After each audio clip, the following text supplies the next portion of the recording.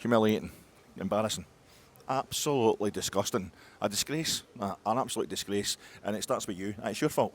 It's your fault. This whole thing of we need to beat Aberdeen, it's all about beating Aberdeen. Aberdeen's our cup final. We can go to Parkhead and the team can lie down and get beat 3-0 and not a single Rangers supporter's bothered. We can get beat 1-0 off Kilmarnock at Rugby Park. No a peep about that for the last week. You wouldn't even know the game had taken place. But as long as we can beat Aberdeen, we're resting 4 first-team players today because the manager knows the main thing to keep the support happy is by winning our cup final against Aberdeen at Pittodrie, the only game we care about in any particular season. I'm absolutely sick of the way this whole place is run.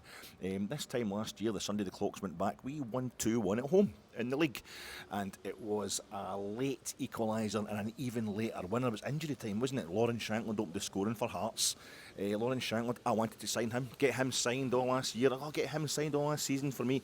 Gets Shankland signed, he's going to be an absolute star if he comes to Rangers. He'll make all the difference. And do you see him missing that sit of the day at Easter Road for Hearts? Well, before I left the house I did.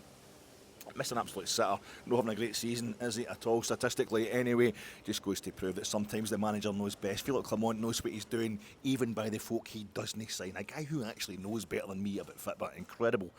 It's time we started giving the man the respect he's due, because here we are today, a year on from that 2-1 win over Hearts last season, a late equaliser, and even later winner in injury time, and it was what? 20 minutes, didn't even go behind today. At no point were we behind in that game today, and we've scored the goal that won the game, with 20 minutes plus injury time to go. It's the improvement is there for everybody to see. I don't know how anybody can have a problem. And last year was it Hibs 4-0, maybe Hibs 4-0, so that was the game before the game we played where we won 2-1 at home in the league on the Sunday the clocks went back. We won 4-0 at home. That was Felix Clermont's first game in charge of Rangers, and he's won 4-0 in the game previous to today, hasn't he? He's won 4-0 at home in the game previous today. That was a strangely stymied Stoya Bucharest stuffing. The strangeness started with the stopwatch stopping for the sticky straps of tape for the stockings, didn't it? And then you'd Dessers striding off in a strop, and today it was a return to the strains, the stresses of the stumbling, stuttering, stammering domestic stasis against Stevens, Stabby, St Mirren side. Very kind of strategically strict. Their stratagems very, very sticky. But we managed to get through it despite the fact that we dropped James Tavernier. James Tavernier was stabbed in the back. I felt like personally stabbed in the back by James Tavernier being bench stopped, being a substitute. But we managed to get through it. How you doing, folks? This is your Fatek Rangers back to winning ways domestically, post-match reaction pod. Back your post, Rangers have won against St Mirren by 2-1 in the SPFL Premiership reaction pod. Your post, it's all about Wednesday night. We've got to make sure we beat Aberdeen at Pittodrie, or do we really? Because when's the last time we played Aberdeen? Aberdeen were on this kind of form. Reaction pod. This is your post. Rangers have another 3 points on board. We're back to being only 6 points behind both Celtic and Aberdeen in the SPFL Premiership Reaction Pod, coming to you in association with Gersnet. Check out Gersnet tonight. 9:30. It's going to be, I think it's Brian in the host seat, and he's got Chris and Scott as his guests. So that's one you want to be watching there, folks. They'll give you a proper breakdown of what happened on Thursday night against Stoya and what's happened today, because I'm still trying to process it properly. This is just a reaction pod. I mean, the way I was describing some of the goals, I looked back on it the other night, the way I was describing some of the goals that we scored against Stoya Bucharest, and I knew they were all good, but then I actually sat and I watched the game back and they were bloody brilliant. So I'm just too emotionally invested to actually give you a proper analysis of a game, but you'll get that for the Gersnet boys tonight. I am sponsored by Gersnet, and I'm also sponsored by Second World War tanks. Second World War tanks are named after leaders. And it's like, so who won the Second World War? I mean, the Soviet Union did the Joe Stalin tank, did the Joseph Stalin tank, big massive thing. It was actually a kind of version of the Tiger tank. And I used to, when I had hundreds of them in my Airfix Joe Stalin tanks, I used to paint the wee white stripe around the turret, the wee kind of white stripe they painted around the turret, and I only found out recently that they actually, because I thought it looked really cool, and I would put the big red star, the communist red star, and because they painted the white stripe, but they wouldn't want to go over the communist red star in case Joe or Beria, Leventi Beria, found out about it. and they would be executed as so many Russian heroes. I don't know what I'm talking about. But they I only found out they put that white stripe, and it was for the Battle of Berlin, and the horrible stuff that happened after the Soviet Union took Berlin, or most, or East Berlin anyway. Just makes me just really feel sorry for the stupid wee boy that was painting the white stripes around the turret of that tank. But they had the Joe Stalin tank, and the Soviets were on the winning side, and then Britain, well, we had the Churchill tank. Our leader was Churchill. We also had a Cromwell tank. I'm assuming was after Oliver Cromwell, although maybe Hilary Mantel's influence was, was known then. It was a different Cromwell. But the Americans, they had the Sherman tank. I think maybe it was that gave him the nickname for the Sherman tank. He was a general in the American Civil War, and we also there was this tank that was called the Grant/Lee tank, or the Lee/Grant tank. I thought, I was a wee boy, I was thinking, who's this guy, Lee Grant? But it turned out it was the same tank, but we had a few different modifications on it. Britain and the USA both used this same tank, so the American version, a different shaped, cupola on the turret or something like that. It got nicknamed by us the Lee tank after Robert E. Lee, the leader of the Confederates during the American Civil War, who get beat. Really weird that.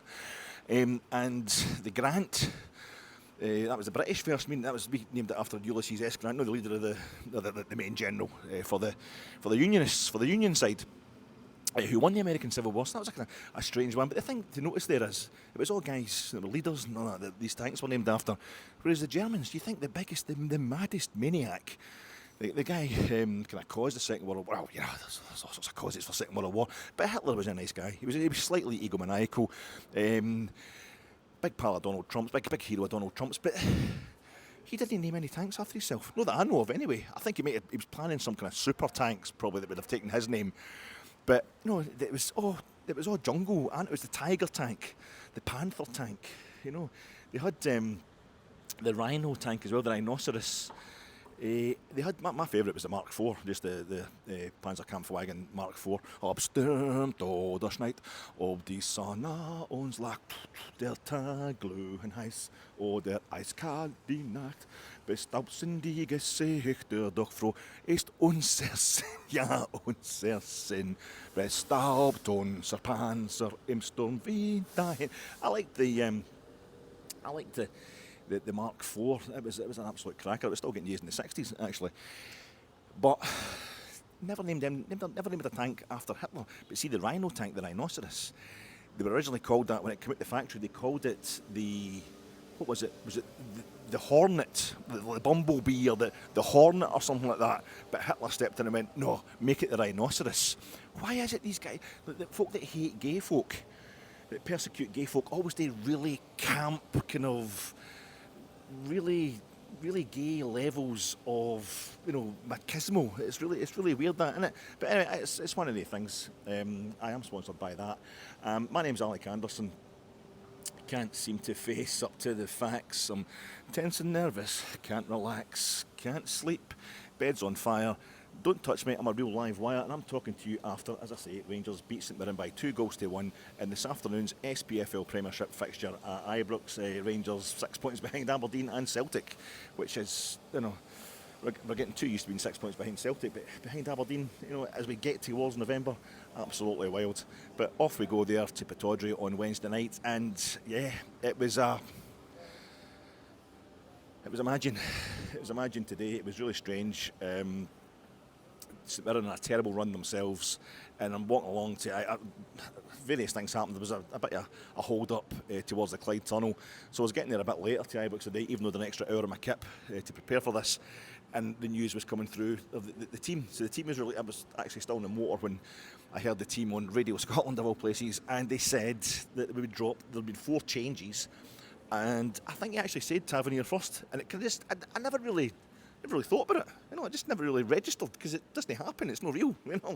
James Tavernier doesn't get dropped, and I was like, Egaman is in for Dessers. I thought that was going to happen today, because Big Dessers obviously had a hard time at the other night. Plus, genuine getting injured.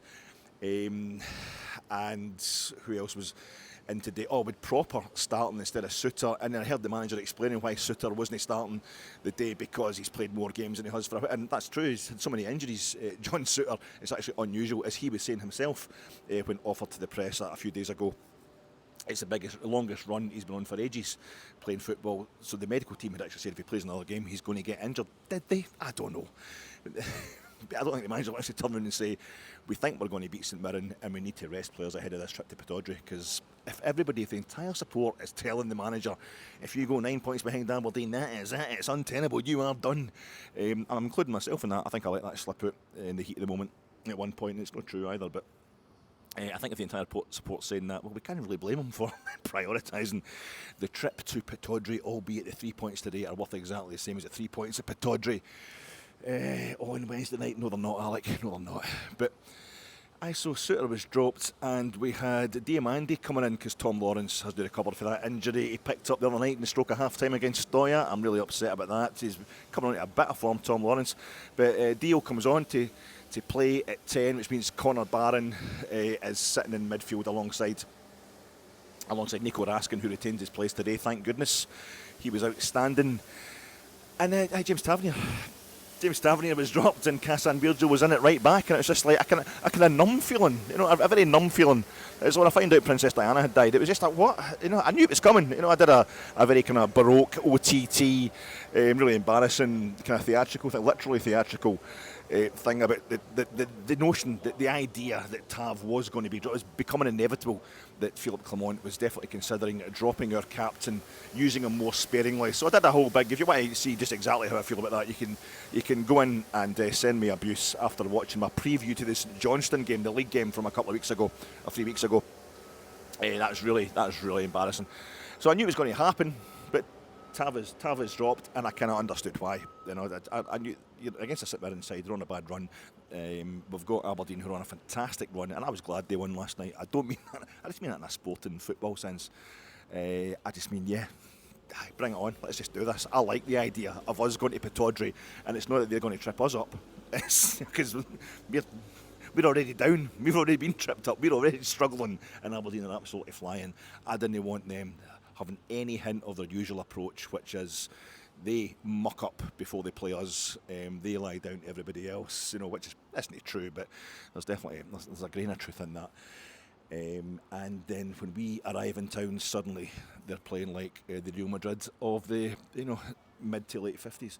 Certainly not the Real Madrid of last night. So I was quite happy that Aberdeen won. I like the idea of them suddenly thinking, Christ, imagine this was the first team that beat us this season. How bad would that be? That's maybe get under their skin with that. But yeah, so I got the fact that the manager had made 4 changes today. Have I got them all? I proper come in to start instead of Suter. Because Proper come on as a sub the other night. Did he come on as a sub the other night? Aye, he come on as a sub. So the Proper is starting alongside Balogun the days centre half, and that's where the problems started really, because Lasagna. Last Sunday, right? 2 things happened last Sunday. I'm sorry, I'm not going to get to the point of the game here. This is a reaction rather than any kind of report. And if I know a lot of folk, this kind of part of drives them mental. I'll not get to the point about the game. I never get to the point about the game. But this time last week, I'm doing my post-match reaction pod, and I'm talking about Lasagna because I'm trying to get rid of the Celtic fans, because I know there's hundreds of Celtic fans come on. I get about 10 times as many views or whatever on this page. It's the same for all Rangers podcasters. When we get beat or we slip up, you get our enemies coming in wanting to revel in our pain. So my totally unsuccessful tactic is to spend the first 20 minutes, 30 minutes ranting and raving and just talking complete gibberish, unlike this pod, which has been completely to the point from the moment it started. And the part of that was talking about all the meals I was having up in Dundee when I went on a wee holiday. I went for 3 nights in Dundee, just during the school week in October, and I went on a big long rant about lasagnas, about how I couldn't get a lasagna, and I did mention the place. The only place you can get a lasagna in a restaurant these days is Eusebi's in Woodlands Road in Glasgow. And they call it yesterday's lasagna. It's a beautiful kind of play on the fact that nobody does lasagna anymore, as well as the fact that lasagna is always better when it's a day old. And I was in there yesterday. I went in there yesterday and I had yesterday's lasagna, and it was bloody delicious. And the day, I did not know. The other thing that happened when I did that pod was I spent 50 minutes slagging myself rotten and calling myself all the boring gets of the day. I mean, I'm talking about lasagna for 20 minutes.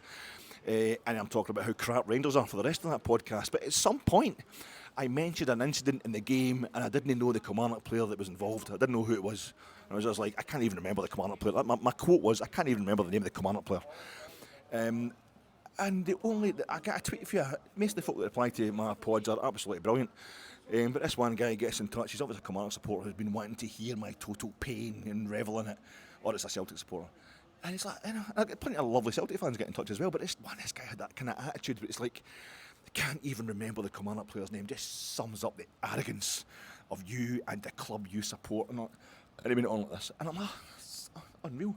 So the day I'm watching this guy, number 20 for St Mirren, absolutely destroying our back two, just ripping through us whenever he wanted to, putting the fear of God into our defence, and not even fear into the stands, just depression. This guy's taking us to pieces. He basically got Robin Proper subbed off the park in the second half. And I'm thinking, what is that guy's name? I remember him playing against us at St Mirren. I can't remember his name. And I was thinking about this guy who'd slagged me for not knowing the name of an opposition player, and I thought I better look that up. Olasanya. The guy's name's Olasanya. It's like, Christ almighty. He was, I don't know, emptying our bowl to I can't think of Olasanya pun, but it was, I don't want to insult the guy's name, it's Olasanya, but just to the ear, it sounds phonetically, it's quite the coincidence. And yeah, St Mirren, I actually have to laugh at St Mirren, how they were kind of sophisticated and complex ways of getting the ball to him. They were engineering all these little stratagems to get the ball to Lasagna, because he was having quite a good game in the first half, and they come out in the second half and they're like, obviously Stephen Robinson had just got him to the tunnel at half time and said, by the way, don't make it complicated, just lump it up the park, go left or go right, Mr.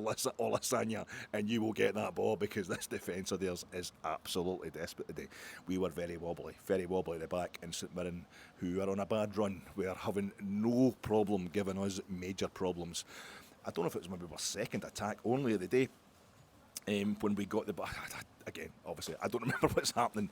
We got the ball forwards, and our number 10, just keeping the run going of our number 10, in terms of the position. But this man wears the shirt for number 10. It's been Tom Lawrence, who's been scoring against Leo and scoring against Dundee United Canada, scoring against Hibs, scoring the opener the other night against Steaua Bucharest. He's injured, he's not playing. So the man who wears the actual number 10 squad shirt, Diamande, comes in the day playing in that 10 position, which I thought might have been you're thinking, we've got Tom Lawrence has been doing okay, and we brought in, obviously we signed Nadeem Bajrami and from Sassuolo, and it's a kind of, he's having to adjust and what have you. He's taking his time. We know he can play out on the left as well. Does he prefer playing out on the left? I don't know, but I thought this was the day that maybe he's going to come in and play 10. Again, he played 10 against St Johnstone that nighttime league game a few weeks ago. But no, he's at left again. I think that's a bit of criticism of Ross McCausland, perhaps. A bit harsh on Ross, because it's not his favoured position. But I thought it was a bit weird, maybe for Diamande to be playing at 10, although he has played there before, particularly last season. And when he played there last season, he scored, and he did it again today. He kind of comes in after, I don't know, was it Bajrami that had caused the problems? I think the goalkeeper parried it or something. It's terrible. The way St Mirren had started the game, giving us real problems, making our defence look all at sea. They were just getting the ball behind us. Every time they went forward, they were getting in behind Proper and Balogun. Not a defensive partnership. They were a great amount of time to bond together. But it was bad. We were looking pretty shaky, and I felt as if Proper was more to blame than anybody else. We've also got Casan Virgil in at right back, so the whole defence is a bit off. Jack Butland is having to be captain today. He's having to go up to the centre circle and shake hands with somebody before the game starts. So everybody was under pressure. But it was a bit of a relief when Diamande sticks the ball into the net after it was only about 13 minutes or something. We're already having heart attacks. It felt like you'd been through an absolute epic by the time we took the lead. Bit of a relief, but St Mirren, fair play to them, absolutely fair play to them. They did not get put off by that. I don't know what happened to build up to their corner. Some people were saying it wasn't a corner or whatever, but it certainly wasn't against the run of play. It was a fair reflection of the scoreline, as they say. They don't really believe in the notion of fairness when it comes to football, but they put the ball into the box and Alec Gogic goes up, and that was probably the most embarrassing moment of the whole game for our defence. Just a corner straight into the 6-yard box, and the big baldy guy who we have been playing against for years, Alex Gogic, Hamilton Accies, Hibs, and here he is. I've even seen him playing at Hampden against Scotland. You know what he does. He's a big, honest pro. Up he goes, bang, and it felt as if, I don't know if it's the keeper that's to blame, I don't know if it's the centre half that are to blame. We would probably blame everything on Proper today. I need to see it back again. There was, a few rammies going on behind me in the stands as people were blaming players other people thought weren't to blame, kind of thing, but it was just horrible. It was a really easy goal for St Mirren, which the rest of their play had certainly deserved, but it was terrible. A Rangers defence that can't defend a corner, it's horrific to watch. One each, and I feel as if it was only maybe the kind of 30th to 34th minute, basically the last 15 of the first half, that we started to get any kind of pressure, because it had been, I would even say it had been end to end. I would say St Mirren had most of the play had more play in our half than we had in theirs. I might be wrong in that. It might just be the exaggeration of the panic I was feeling at the time, because you're thinking it does not matter. It does not matter if we go up to Pittodrie and hump Aberdeen. If we slip up at home to St Mirren, it's going to be hell to pay for the manager if that happens. And I felt as if it's James Tavernier who gets absolutely roasted because he's bad at the back post a couple of times a season. He's bad at defending, a couple of times a season or whatever. You could see what I've always said about Tav is the way he just carries us forward. He just gets the engine going. You saw his contribution even to the first goal the other night, the wee kind of 1-2, delicate, sophisticated, football-y 1-2 that he works with Cerny before the ball gets pulled back for Tom Lawrence to score the opener against Stoya. And Tav, I've always thought he's the engine room. He just gets us going, he gets us forward, he gets that kind of slaloming, silky running of his up the wing, which people don't appreciate unless it's resulting directly in a goal from an assist or from him actually putting the ball in the back of the net. Because he's a captain, like every other leader, when times are bad at Rangers, he's going to get blamed for more than he actually deserves to be blamed for. But I thought you could really see today that it wasn't work. Not that Cassian Virgil was terrible at right back, but he was definitely there to defend, and Rangers need to get forward. You can see that Cerny was suffering from not having his pal beside him on the right hand side. James Tavernier can play football with anybody. He's a footballer, he's a technical player, he's a really gifted player on the ball, and he makes any good footballers will bed into Rangers when they're playing around James Tavernier, and you can see that Cassian Virgil's not at that point. He's just a young fella. He's a project, this Cassian Virgil. And Cerny wasn't. He was running his heart out. He was all over the place. A very determined guy who is, he's definitely grown on me as a Rangers player. Thomas Cerny, after he's just at the start of the season. He's a foreign guy, a foreign country. He's played for foreign clubs, another foreign country. It's going to take a while for them to bed in, especially attacking players. But yeah, I think we had one moment of kind of proper holistic football where we worked the ball. Was it Buzz Ramy working a wee 1-2 with Hefty, who put us in the middle? He's good. Some grafter is Hefty in that left hand side, playing at left back. Another young man wearing the young man's tash that's underage these days. I think they worked a wee delicate kind of 1-2 with a few nutmegs involved, and it get played right over to the other side of the park. We did a lot of that again today, missing out the middle of the park, going from one wing to the other. Bajrami to Cerny and vice versa. That was probably the highlight of the game, the way they were knocking the ball over to each other and taking it out the air. I think it maybe happened twice or three times, but I was clinging on to it anyway. And I think we won a corner from Cerny doing something quite good. We had a couple of corners, but really it didn't turn out at half time. I'm thinking there's going to be changes, and the minute you think to yourself there's going to be two changes, it should be Proper going off, Dessers coming on for Igaman up front. It was the last time he started for us as well. It was the same thing. It just wasn't happening. It wasn't happening. A lot of people saying, well, he's not getting the service, and that's a fair comment, especially a young player like that. He needs to be getting plenty of the ball. But it just wasn't happening for him today at all. Wasn't really getting involved, except for, I don't know what happened. It was the first minute out in the opposite wing, because the opposite wing from me when I sit in the main stand, it was over the Govan stand side, right about the halfway line. He got a booking straight away, so he's certainly trying. And I thought it was a St Mirren player getting treatment for on his chest. So I don't know if it was a kind of Nigel de Jong on Xabi Alonso early on in the 2010 World Cup final type of tackle, but he took a booking for that one. The referee wasn't having a great game. Don't know who the referee was. I think it was maybe a newbie, so he was kind of struggling. But yeah, it was bad. I thought maybe Igaman's going to go off for Dessers and Tav's going to have to come on. Maybe have to bring on Big Suter as well. But of course, the minute you think that, the manager's not going to make all those substitutions. It's only going to be one because it's his choice to bring these players in today, and he's got to kind of stand by it. It was one each.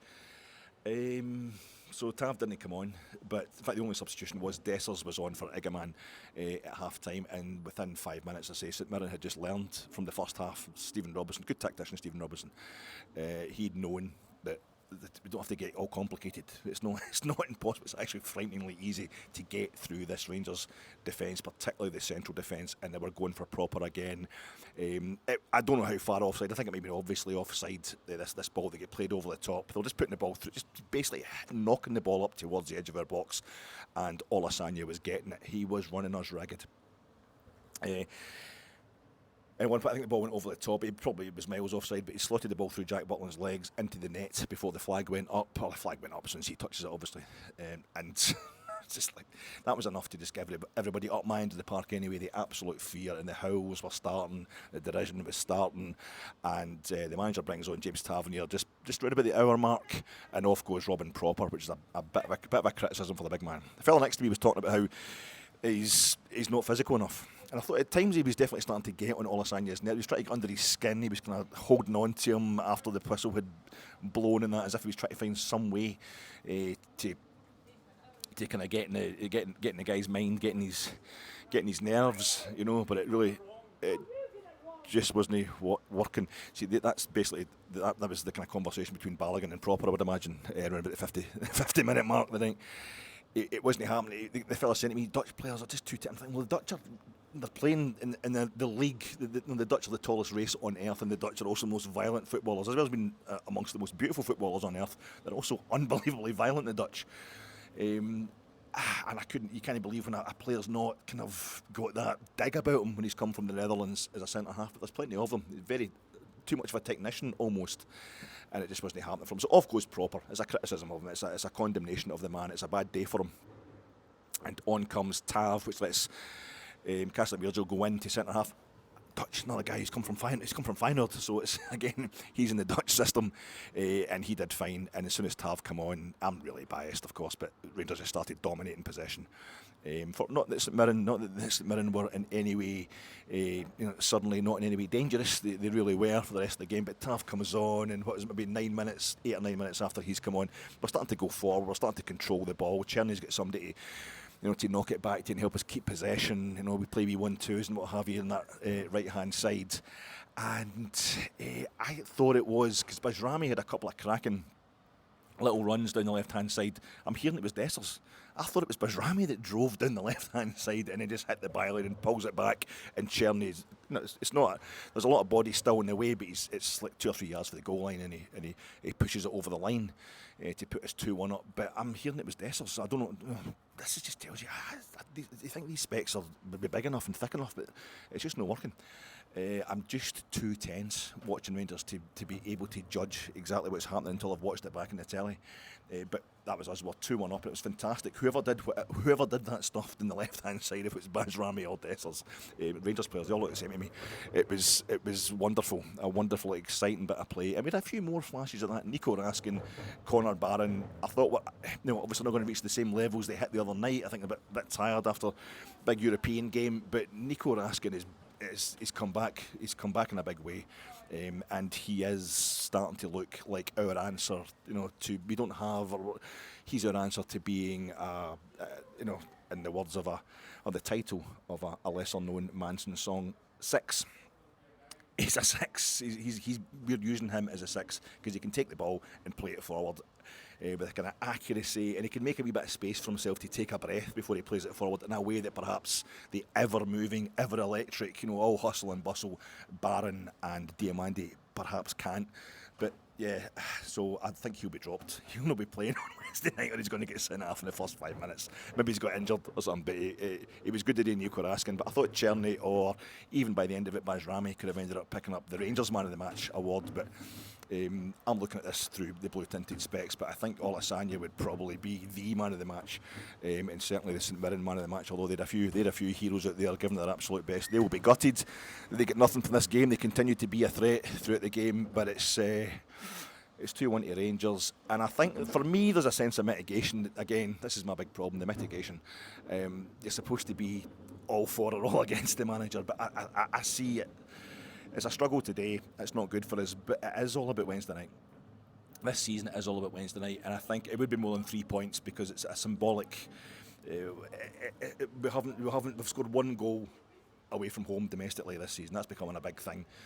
Even though I think it's probably something to do with being not having a home stadium at the start of this season. We've had Tynecastle, Tannadice, Rugby Park, Parkhead already. Now we're at Pittodrie. That's been a lot of really tough away fixtures this season as we are starting to try and gel a whole lot of new signings. I know it's nearly November, but the manager said we'll come good in October, and October ends the day after we go to Pittodrie, so we still get time to turn it round. I don't know, that wee song I was doing at the beginning there, that wee Psycho Killers, Qu'est-ce que c'est? You'll probably know it from Jonathan Demme, the Stop Making Sense kind of concert video, the live show. It was 1984, Talking Heads did this concert, and director Jonathan Demme, he filmed it, and the film it became like the album that everybody was into, in the mid to late 80s, in my youth. And that was the first time I'd ever heard. I didn't hear it was on the album. I didn't hear the vinyl. I didn't hear it released as a single, the original single. 1977. I was only like 8 years old at the time. Talking Heads 77 was the album it came out on. But most people in the world, I think, would have heard Psycho Killer for the very first time on the Stop Making Sense video. At the beginning of the concert, David Byrne comes out and he's just got the beatbox, the ghetto blaster, hitting out the beat, and he's got his guitar, and that's it. And it's a stripped down, really atmospheric, fantastic version of that song. So it was just the other night. My missus was playing some music, kind of random selection on the phone while dinner was getting made or what have you. And that was me. I was making it, and on it comes Psycho Killer. And I'm like, yeah, I've never really enjoyed the single as much. Never really enjoyed it. And I think maybe that's what's happening with the manager just now. 1984, that was, I say, that Stop Making Sense. And 1984 is the last year that Aberdeen were reigning champions, and in a season where they would end champions. They won the league in 1984. They won the league in 1985 as well, did Aberdeen. And that's the last time anybody other than Rangers or Celtic has won the top flight in Scotland. So it's quite amazing for them to have had this start they've had to the season. But I think the manager is just... He's kind of... He's got to go up there and turn it into that live performance. He's got to put in that live performance. We're at this stage, we're in the studio, we're laying down the track. I've done all this stuff before, so it's a really painful and a repetitive kind of metaphor, analogy. It's the single. I did it this last season. What was I talking about? Same thing anyway. It's the live version. We want to hear the live version. We want to hear the kind of banging version, the version that we all know, and we're used to Rangers and up to Aberdeen, and certain occasions under Dick Advocate will have you blowing them away, and it'd be no more than a kind of bit of interference in our kind of striding towards the title. We want to get back to the tune that we all know, the way that we all know it, but we're forgetting that it had to be a single first. It had to be on vinyl first. You had to get the original, and I think the manager just is getting us to that point just now. I do see signs of the way we're going to play and what have you. I see a style. I think a lot of people, as I say, are getting mixed up between style and stylish, and we're getting a bit more stylish as well. But he needs to get all the players fit. He's going to need 2 or 3 more transfer windows. But this is a hell of a time. It's going to be a hell of a game on Wednesday night. It's last season, the first game that he failed to win domestically was at Pittodrie. I think if we get a 1 each this time, actually wouldn't have been that bad. It was a terrible thing to say. We could get absolutely stuffed, or we could go up there and be the last thing that Aberdeen wanted to meet when they're on such a good run. Suddenly, for a change, we're not their cup final. They've been winning all their other games, and that hopefully messes with their chi, and we go up and blow them away. I think Jonathan Demme, that directed the Stop Making Sense, he did Silence of the Lambs. He's the director of Silence of the Lambs, and that was 1991, Silence of the Lambs. And that was, remember that? Aberdeen won it. They won 2-0 at Ibrox in 1991, and that was it. That was them for well over 2 decades, getting towards 3 decades. And it was April 2017, Jonathan Demme died. And in May 2017, Aberdeen won at Ibrox for the first time since Silence of the Lambs come out, and I'm just standing here absolutely raging that Stally Stensis wasn't playing for us still, so I could have got that in at the beginning of this pod. Look, folks, for me it's poverty of historicism. Poverty of, you can take it, it's supposed to be Occam's razor, sword of Damocles, what else do we get, curate's egg, fait accompli, all these we kind of borrowed phrases and all these kind of foreign phrases, and it's broadsheet stuff. If you want to have a kind of proper, clever, middle-class podcast, you're supposed to put all this kind of stuff in. I never know what any of these phrases mean or how to use them properly, so I'm just going to leave them there for like a kind of packet of the little transfers you used to get. Those little kind of, it was a little A4 page of it was a card thing. Was it Woolies or John Menzies used to get them? If you're 55 years old, you probably remember these as well when you were a kid. It went through a wee phase of, never mind the Airfix, I would get the actual, it was a kind of, you would get a scene, maybe like with a beach and a sky, but on the beach there would be AK guns, or a gun emplacement or something like that. And then you would get this little kind of like letter set. Remember letter set where you just kind of stencil, you would rub in little transfer numbers and letters. You would get a pencil, use the rubber, use the lead, and rub it down onto the surface of something. Well, you would do it. This was instead of letters and numbers, it was little kind of Spitfires. Little kind of Hawker Hurricanes, Focke Wolves, Junkers 87s, Heinkel 88s, P51D Mustang. Tank busters, all that kind of stuff. And some of them were quite big, some of them were quite wee. So you get to learn a bit of perspective on it. The thing that kids don't know about history these days, and they shouldn't spend so much time in computer games. But of course, like Medal of Honor, it's absolutely fantastically accurate. It certainly was when I was playing it 30 years ago. Fantastically accurate game. Fantastically detailed, and it lets you know. It really, it's really true to the actual history, and it's quite educational. And it was the same thing. I was a kid. You'd learn a little bit of Second World War through doing airfix soldiers and these wee transfer things. And you get to learn about the art as well. Picking up perspective and that. I'll put that. This Spitfire's going to be really far away, so I'll put it away over there with its .303 Browning cannons and the wing that. Merlin engine, and you would transfer. You would just rub it all down onto and you would build up a wee scene. You would get your pencil and you would rub them all down onto the A4 card with the scene on it. And before you knew it, you'd like dogfights going on in the sky, and you'd have landing craft coming in the beach. It was a kind of mishmash of stuff that actually happened in the Second World War, but it was good. It was good stuff. Anyway, use my phrases. Use all the phrases that I gave you at the beginning there in that little packet. Fait accompli, sword of Damocles, curate's egg. What's the other one that I always use? Anyway. Occam's razor, that's one that's always getting used as well. Just you write that, take them and just transfer it, run about this, dot it, all about this pod, the kind of 40 minutes of this pod, any way you see fit. The one phrase that I will use in thinking, most dangerously, thinking I know what it means, is poverty of historicism. You'll have heard me using it so much because it's so bloody painfully relevant on such a painfully regular basis. Poverty of historicism.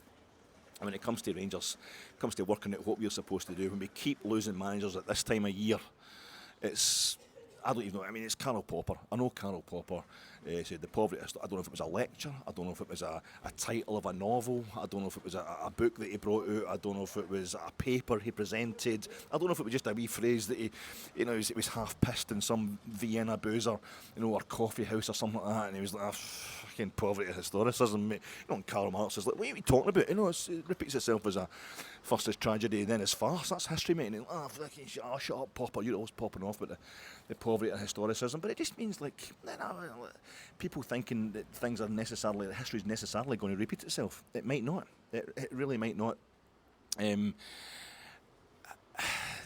Like Vietnam, during the Vietnam War, I don't know what I'm talking about. This has got nothing to do with it, but it has got something to do with Rangers. Bear with me. And it's also some kind of Tommy Robinson and that. These folk don't know about history. They think they know, but the wokes know, but we know about wars and stuff like that. We know about British history. We're proper British. Anyway, during the Vietnam War, you've read Suzanne Powell, Samantha Powell, Sarah Powell. Samantha Powell's A Problem from Hell, about the various genocides taking place all over the world.